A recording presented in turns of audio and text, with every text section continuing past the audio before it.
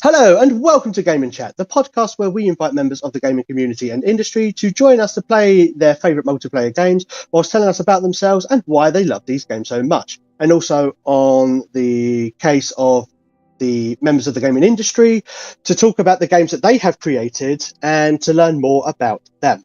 So I'm your host Mike, and I am joined by Claire Morwood, who is going to tell us about her game Asterism. So Claire, please say hello. Hello. Hello. Yeah. Do you want me to? Sorry. Shall I introduce myself? Yeah. So obviously the first question that we have is, would you be so kind to introduce yourself and tell us about yourself? Yeah, sure. So yeah, I'm Claire. I am a self-taught game developer. I've been working on freelance and working on like solo projects, as well as a small company I have called Freefold Games, for around 6 years or so in the industry. Yeah, and I'm also a member of Biome Collective, which is a digital art community in Dundee, Scotland. Okay, fantastic. How did you get into gaming? What's your first experience with gaming? It could be either developing games or, playing games. So I think like when I was little, we always like had a computer in the house for like as long as I can remember. And like, at first it was just like text-based things on like MS-DOS and stuff, but there was still like some games on there. But I think like the main memories I have like after that are, like you used to get magazines with free CD-ROMs that had like 100 like freeware games on them. That's like some of my first memories of like, I think I just like was really like fascinated by putting the disc into the computer, and then suddenly you've got like all these cool games that you can like play around with. And I always just like really loved computers, and then like got into more like consoles later on, like Game Boy and PlayStation and things like that. Wow.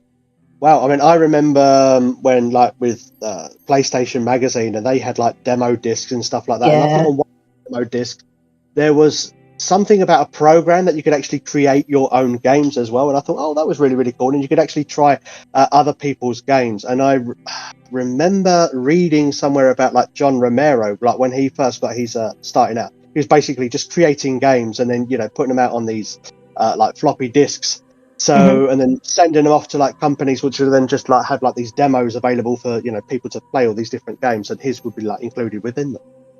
So, what was it about video game development that appealed to you and led you to the career path you are now on? Well, it's kind of interesting, like hearing you talk about like, I guess like those tools that you can make your own games with as well. I did have like, I'm trying to think what I had. There was like a PlayStation 1 game called Music 2000 that I remember playing, where you can like make your own music within, like the whole game is just like, it's a music making program on PlayStation. And I did have like a few tools like that, like Game Maker as well on PC that I used to use a lot. Yeah. And I think I just always found it so cool that you could like make stuff that was interactive and you could like poke things and it would happen. And then I don't know, I always really enjoyed like making little worlds that you could interact with and then like share with people, and they could like poke at your thing that you'd made and make it do stuff. So yeah, I did used to dabble with Game Maker. I did used to dabble with Game Maker, but I never had the capacity to, fully create a fully immersive game. So I did like the tutorials and things, and I was like astounded about like the amount of tools that you had and how to create sprites and things like that within the actual program itself. So it is very, very intuitive, but I just personally didn't have the capacity. I find myself, I enjoy playing games more than making them, but yeah. At least you got to take it to the next step and actually, create something. So, hats off to you. Oh, thank you. It was a lot of fun. So, in what capacity are you involved with Asterism? So Asterism is primarily a solo project, which means that for me, I'm sort of doing like pretty much everything on it. So that's like the design, the programming, art, and music. There's been some areas of it that I've had like some collaborations on, but it's mostly a solo project.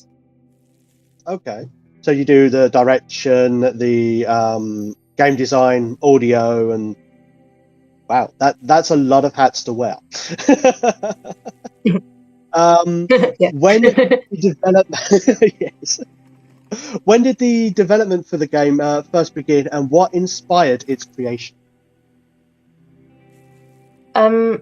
So I think because it's like a very heavily music based game. I think with Asterism it was the music that came first, and the game kind of came along after that. So in terms of inspiration, I used to play like a lot of music when I was a teenager, and then I kind of stopped for quite a long time. And during sometime around lockdown, kind of like picked up my guitar again and started trying to like write more music, and then also learnt about how to make music digitally for the first time, which I'd never done before. And so I started like writing a few tracks, and then because I've got this like experience with game design, like started thinking about like, oh, how could I? Is there a way I could make this something that's interactive as well, and like combine those two things to make? I guess a lot of the inspiration was kind of like music videos as well. I kind of wanted to have something where you're listening to the music, but then the thing that you're interacting with, the thing that you're changing is like the visuals of it. So yeah, it sort of like developed from there as how can I make music interactive? Okay, I mean you do see a lot of like rhythm games. So obviously you have music there, and then you have to input the buttons to in time to score points and stuff like that. But yours is almost like the other way around. So I mean you have the music and it's making something immersive on the screen. So it's not a rhythm game. It's, well, how would you explain it really? Yeah, no, I think I would agree it's not a rhythm game. I think actually, like, I was looking at rhythm games and like, because I think when you think about music games in terms of like popular music games that people have heard of, a lot of them are rhythm games. But the thing that I didn't want for Asterism was the fact that in a rhythm game it's kind of skill based, and if you get something wrong it like restarts the music and you have to try again. And in terms of that experience of actually listening to the music, it completely, like, for me it just like takes me out of it. And it's like, oh, suddenly I'm like not able to, I don't know, because I really like as a lot of people do, like the feeling of just like listening to music and then you're kind of like flowing with it, and it kind of like takes you somewhere. But then if you're suddenly like taken away from that and you're like it said like you're not good enough, you have to like start again, then that's like not the experience that I wanted.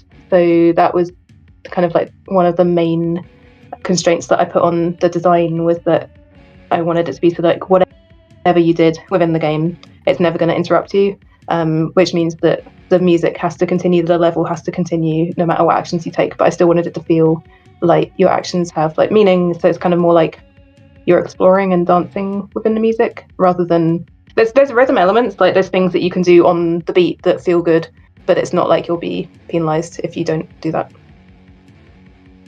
Oh well, that's all right then. That's all right then. I mean, sometimes the things that help games stand out is by doing something that is not, it goes with the grain, that goes with the flow with things. I mean, that's like, for example, like Celeste, how that became so popular, or Shovel Knight at its time as well. It's doing these like things that goes against the grain. So like this is where your game obviously will shine, because it's not like, oh yeah, it's music, it's based all the way around music or themed around music, but it's not your typical rhythm game. It's got something so much more to it. It's got more depth to it. Like you said, like your actions are part of it as well, as part of the experience. Now you did develop another game before Asterism, so it's called Before I Forget, and did that inspire Asterism in any capacity? Yeah, I think in some ways. So yeah, Before I Forget was a game that I made with my company Freefall Games, which is me and one other person, Shella Ramanan. So it's a company that we kind of set up kind of in order to make and release that game. And Before I Forget is a like narrative exploration kind of walking simulator type game about a woman with dementia. But there's this section towards the end of the game that I think kind of I guess got me starting to think about this idea of like interactive music sequences in games a little bit, where as the player, you're throughout the game, you're the character's Nita, and you're walking around her house, and there's like a corridor that connects quite a few rooms. But there's one section where you're in the bedroom, and you need to go through the corridor to the rooms. But we like made this kind of sort of surreal extended version of the corridor that's kind of split up into lots of sections. And it's all like the lighting's weird and like red and everything's like very intense in that part of the game. But to kind of start that process, you turn on the radio and you begin walking, and then this piece of music starts playing. And you can like freely look around and kind of walk at your own speed, but at certain points in the music, it like teleports you to different positions in this corridor, and it kind of gradually gets more intense as it goes. So it was this like very like timed event sequence that was like really curated to the music. And that was like a sort of design collaboration between a few of us on that project. But I think, yeah, so I was the one that like implemented it in terms of like the programming and some of the like art and things like that. And I think it got me into that mindset of like, oh, it's like actually quite effective if I don't know, like you've got these sequences that are like something happens in the music and now you're like somewhere new, and it is like a music video. It's like the verse kicks in or whatever it is. It's like this section of the music kicks in and suddenly you're in like a different section, and it's makes you feel very in touch with the music, very connected to it. So yeah, I think that inspired it a little bit. So going back to Asterism, the whole point of why we're here, obviously, can you give us a brief overview of Asterism? What kind of game is it, and what is it about? Yeah, so I've been calling it like an interactive music video album. So it's an album of music that every track in the album has a level associated with it, and it's kind of as if you're playing in the music video for that song. The game is set in space. It's kind of loosely based on the solar system, and you begin in the sun, and then you like go on a journey outwards towards the edges of the solar system and beyond a little bit. And yeah, so the idea is that you're following this like trail of sound wave signals that you're investigating, and they take you outwards away from your home. So was the musical element always going to be was always in the foundations for Asterism? I'm guessing it was always very, very much implemented from the get-go. You wanted it to be music based. Yeah. Okay. So when selecting the music choices for Asterism, how did you go about choosing which emotion you wanted to portray through the various scenes of the game?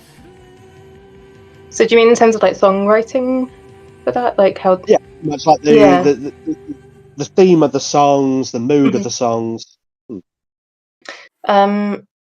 I think it was different depending on the song. Some of it was just like I wanted to write a song, and I didn't even really think about the game. It was just, this is something I want to write about and something I want to like create music about, and then I fitted it in later into the narrative. And then some of it was, so because it's kind of based on the solar system a little bit, after I had a few songs, I kind of started to try and map them out according to like, you know, the planets and the sun and things, like which music I thought would work in which place, which was kind of partly dependent on, I guess, the like associations that we have with like particular planets. And you know, like I guess you think about like Mars, and it's quite like a dramatic kind of like, well, I guess I'm a lot of it as I'm thinking about like the planets, yeah. like and things like that.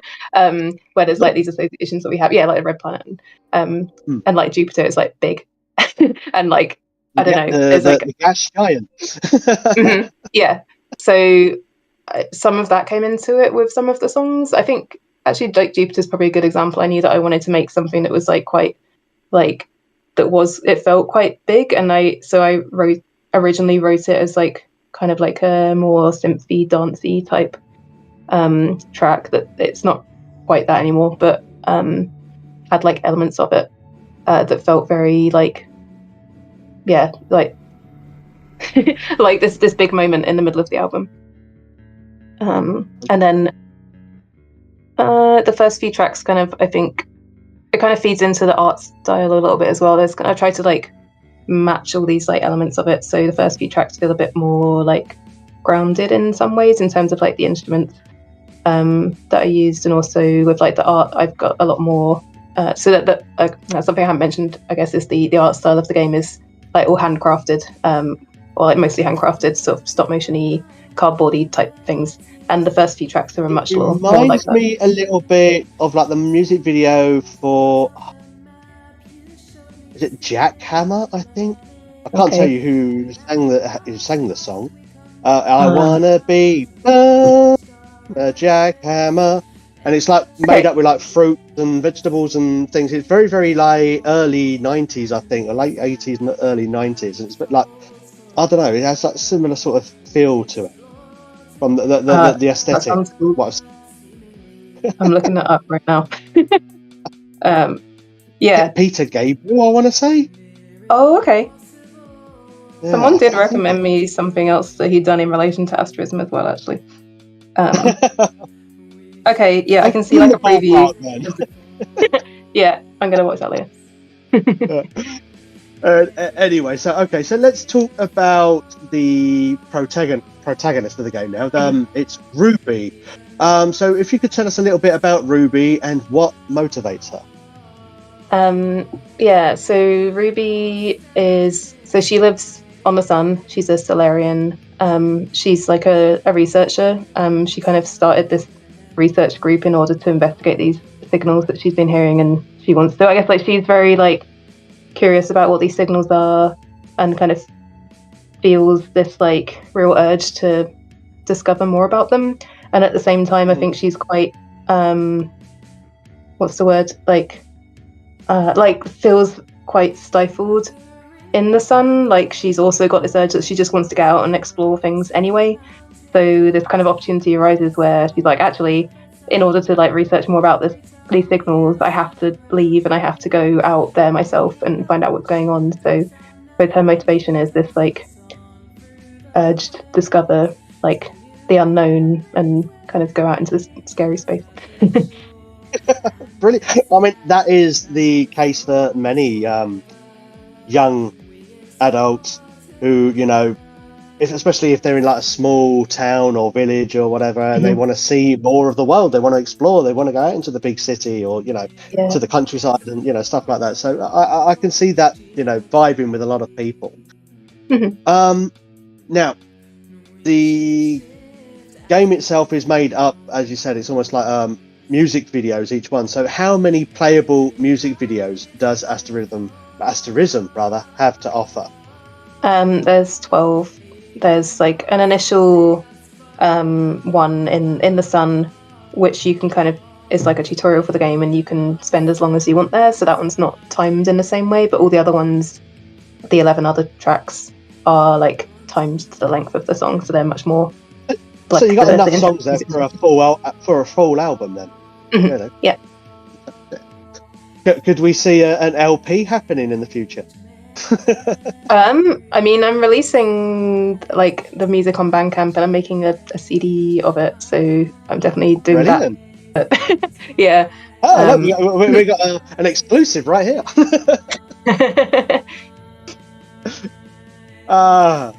Okay. So, like, when developing Asterism, was there any idea or feature that you wanted to include initially, but couldn't, or felt like it was no longer necessary? So, like, any initial ideas that you had, which then didn't end up in the final product? Yeah. So, I had this like early like project file of the game that I was like playing around with before I kind of like started in a new project. But one of the things that I did think about doing in that was, so it's based on the solar system, and I was like, it would be cool if it kind of felt like the distances that you were traveling between all the planets were like relative to the actual solar system.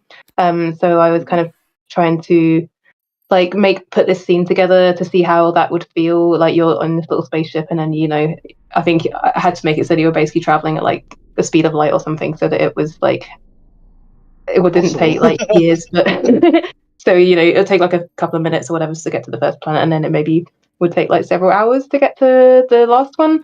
And yeah, so I guess like I tried that and realized that I needed to make some kind of decisions about how like, accurately I wanted to have this link in there about it being the solar system, and how much I just wanted to be inspired by that. Because as well as like the time factor, there's also in like the game engine, if things are too big, it just like glitches out. It can't handle like distances that are that big. So yeah, just like pixels start going weird, and which is really cool. But it wasn't really the like experience. It's cool to look at, but then you think, yeah, but that's a bug that needs sorted. Yeah. So, I don't know. Yeah, totally maybe it's understandable. Oh, how am I going to fix that? I mean, it looks pretty, but I'm pretty sure people don't want to see that for the upteenth time when, yeah, that's understandable. So when you are not working on games yourself, you also like to teach others through workshops and things. So how often do you do these workshops? So actually, no, I did do one last weekend, but apart from that, I've not done as many recently. I was doing them every few weeks or months for a little while. But yeah, I mean, I would like to do them more actually. So, yes, a few times. I mean, at least you're doing it. You're helping to pass on the craft to other aspiring game developers. Mm-hmm. Now, you was at MCN Comic Con X EGX the other weekend, and you did have a demo for Asterism there. How was the fan feedback from people that were attending the event? Yeah, really, really nice. People are so friendly and like, just like wanting to chat about it afterwards, which was nice because I think like with the music, I've always been a bit like self-conscious about kind of like sharing my music, and that's part of the reason I wanted to do the project in the first place. Was I was like, well, if I force myself and I tell everyone I'm gonna like make this music album and make a game around it, then I have to I have to share it. I have to like let people listen to it. But yeah, a lot of people like commented on liking the music, liking like the vocals and stuff, which was really nice for me to hear. And also a lot of people tend to, the first thing they'll comment on is the art style of the game. They're like handcrafted, like origami and like paper and stuff like that. Which it's interesting for me because I think it was like the music was the first sort of part of the project, and then it was like the gameplay, and the art was almost like this like thing that came after that. And it's something I'm really passionate about, and it's like something that I've probably spent, out of like all the aspects of the game, I've probably spent the most time like talking about and like blogging about. But it's kind of like not the reason I made it, so it's really interesting to me that like that's the first thing that people talk about, and it's probably because it's visuals that you see it, and it's quite like a unique style. You don't really see that much like stop motion kind of craft in games compared to like it's something you don't see. Well, I think it's starting to make a comeback in some places, but before, I mean, you think like Wallace and Gromit and the animation, like stop motion animation, which at its time, you look at it and think, I mean, it's still enjoyable to see even today. You think, how did they do that? And the dedication that one must have to, move the screen, or, they have the camera set and then it's like, move this a little bit, move that a little bit, move that a little bit. And then when you see the full product and, it moves effortlessly and you think, it's incredible. There was a lot of effort that was involved. So, a lot of respect for the people that do that. And I'm going to go off on a tiny bit of a tangent to dial back to something that I said before. I believe the song is actually Sledgehammer by Peter Gabriel, not Jack Hammer. So cool. Correct myself. So I know that maybe in the comment someone's going to say, it's not Jack Hammer, it's Sledgehammer, you tool. Oh. Right. If you had to compare Asterism to any other game in terms of gameplay, overall theme or story, what would be its closest match? So, like any other similar games, but I suppose it is also like where you take an aspiration from as well. Yeah. So there's this game that I played a few years ago called Teenage Blob by Team Laserbeam. And it's like it's an indie game that was like created as like they say it's like a half game, half album. So it's like an EP that they've made like an interactive game, like a game that interacts with the music for. And I think that was very like influential for me because it is kind of done in that same way of like each like section of the game of like the narrative of the game, you're like within one of the tracks on this EP, and then the level or like that section of the game is sort of very designed around like the song and what's happening. And yeah, I think like I don't think it's super well known, so you should like anyone listening you should definitely check it out because it's really really cool. Okay, I'll definitely put it on my on me. What is that on Steam? Is that on? On Itch. I actually don't know if it's on Steam as well. I can check right now, but it's definitely on Itch. Okay, on itch.io, is it? Yeah. I believe we touched upon this question a little bit before, but we can go into a bit more depth on it, I suppose. So, being as though you are relatively self-taught in video game development, what are some of the video game development tools that you use? Now, you did say like Game Maker and stuff like that. So, is there any particular engines that you use and stuff? Yeah. Oh, also just to go back on that, it is on Steam as well. I just checked, so you can play it on both Steam. But yeah, that's Teenage Blob, is it? Teenage Blob on Steam. Yeah. Game development tools. Yes, I do use Bitsy a lot, and like you said, I used Game Maker when I was younger.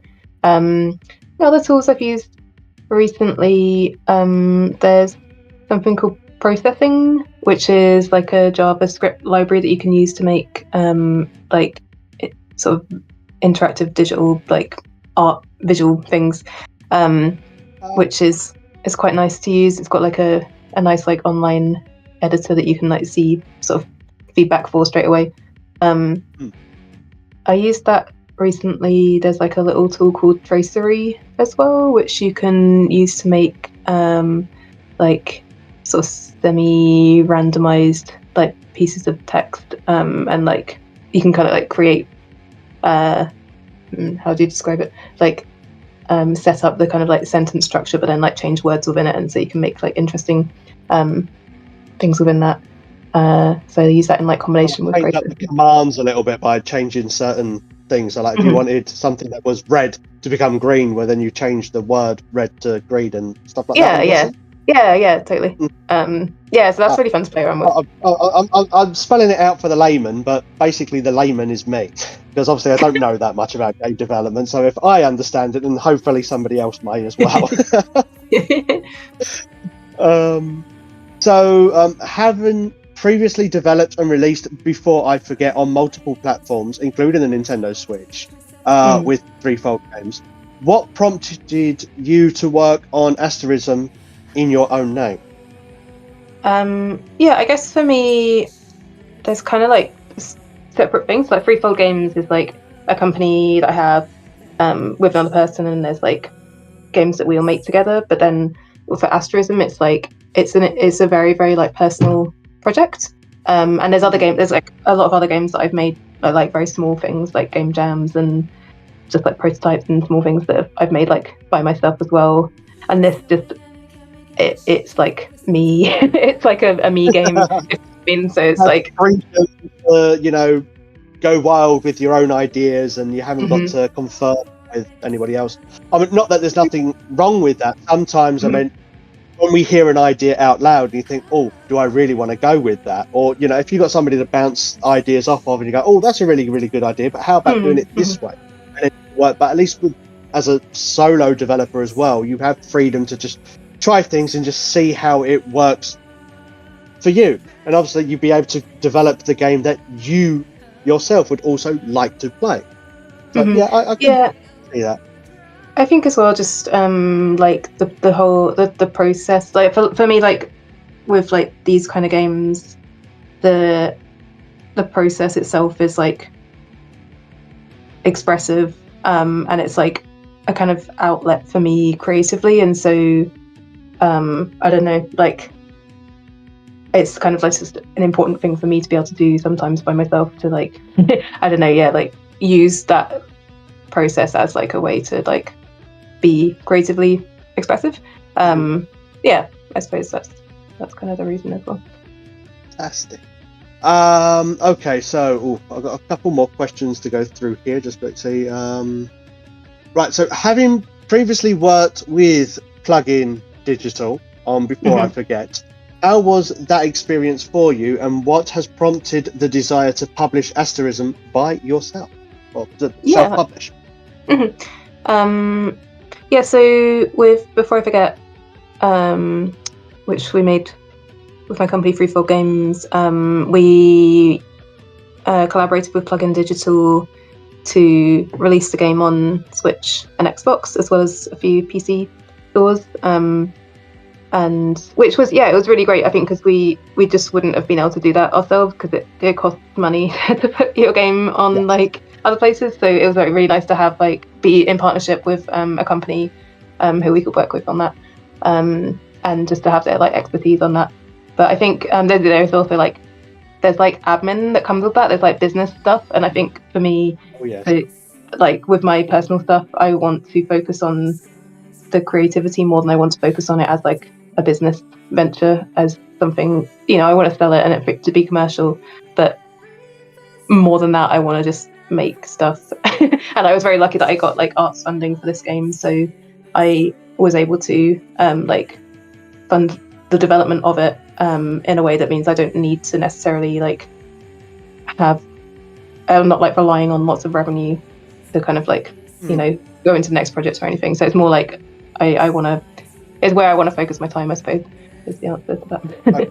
That is, to be fair, that is totally understandable. I mean, you have your creative types and you have your business types, and sometimes, you know, you can get creative business types. But when it comes to game developing, for example, and there are people that would prefer to actually just develop the game, and unfortunately, they may not have the, I say capacity, or, you know, the ability to actually sell that game. They know it's good. They've created it. They've, you know, done all the modeling, the art, the concept art, coding, and absolutely everything. But when it comes to, you know, trying to actually sell or publish the game, you know, it's a lot of plates that you have to spin, especially as a game developer, or, you know, as a solo game developer, where you have to, you know, develop your game, do all the other things that go around game development, and then on top of that, having to try and publish it as well. So I suppose, you know, you could learn a lot of things with like Plugin Digital, where they were handling, you know, the actual publishing of the game, so you could focus on the development.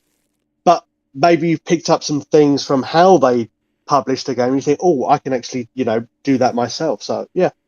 Yeah, it's not to say that I wouldn't in future. It's kind of just the like right now, at least, like for the initial release and things, I'm planning to just do what I can by myself, and then see how things go and how much energy I have following on from that. Well, lastly, we are now coming to the end of this episode. So, you know, thank you, Claire, for coming along. Lastly, could you list all the platforms on which you hope to release Asterism on? Yeah, so it'll definitely be out on PC via Steam and itch. I am investigating Mac and Linux, but I am not promising anything yet because I haven't got it working. But maybe. And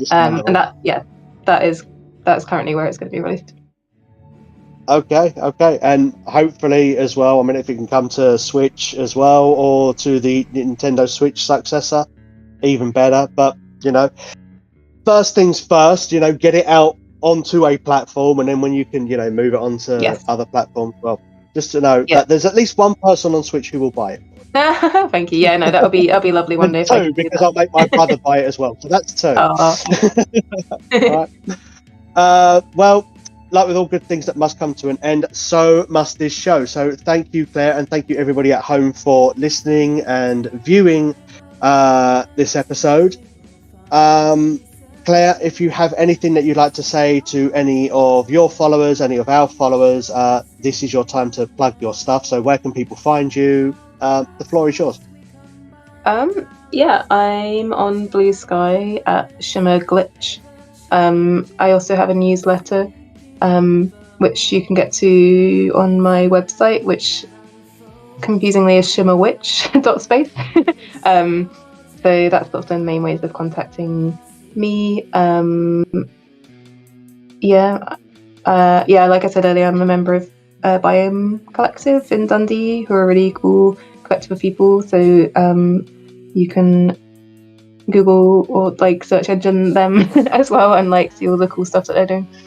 And like thanks very much for having me. It's been really cool to chat about the game, and like nice to be part of this community as well. I'm lost for words now. I've been talking all this time and now I'm lost for words. It's a pleasure to have you here. Thank you very much for taking the time to talk to us about your game as well. We hope all the best with Asterism. We hope it gets the best success on Steam, on itch.io, and all the platforms, so it can eventually come to Switch, obviously, because we are Nintendo centric, to be fair. And anything that we think would be really, really cool on the system, and let's face it, it is sorely lacking in video game, music, album kind of games. So there is a lot of variety on Switch. I will not, say there isn't, but there, it is lacking in some genres, and I believe that yours is just niche. That it could help fill that void. That will be definitely a cool thing to happen one day. So I will aim for that. Well, if you need any help with publishers in that sense, I do know a couple that may be able to help out. So I can always pass you their details over. Awesome. Well. And for everybody at home, until next time, keep on gaming.